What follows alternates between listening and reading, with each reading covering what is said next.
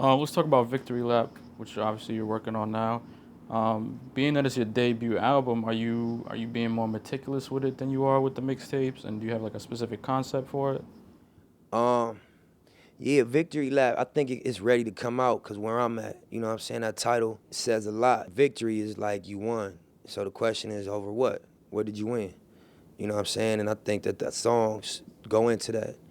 I got records on there called Real Big, records on there called Overtime, called Dedication, called Right Hand of God.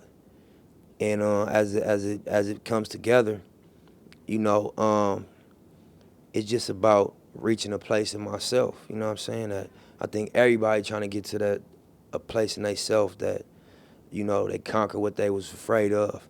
They, you know, achieved some of their life goals, kept their word on what they set out to do. That's what the album is about. It's just about, like, came from Crenshaw and Slauson.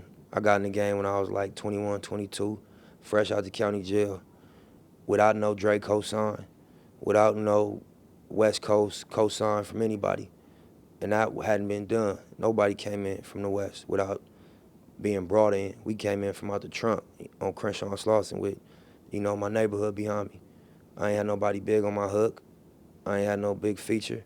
We came in off our energy.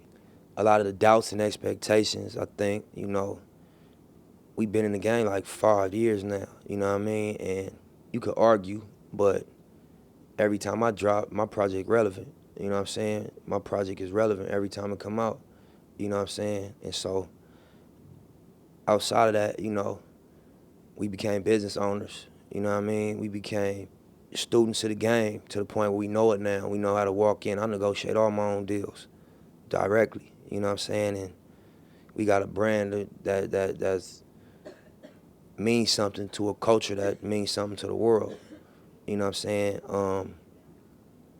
A lot of things that I feel like were my goals coming into the game. I think that, you know, I achieved a lot of them.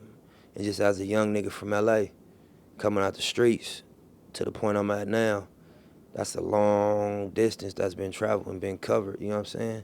And so this album is just reflecting on that, talking about it, going into depth about the stories. The American dream is like seeing what's out here and knowing that you could get to it and you have action at achieving it if you work hard.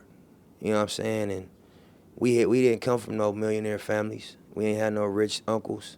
We ain't had no music industry insiders. We ain't have no cosign, like I said before, from major artists.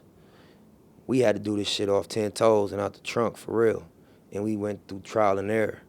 And we learned and we never folded. You know what I'm saying? I'm proud of that. You know what I'm saying? And now that we at a level of being influential and, you know, being respected by the most respected people in the game.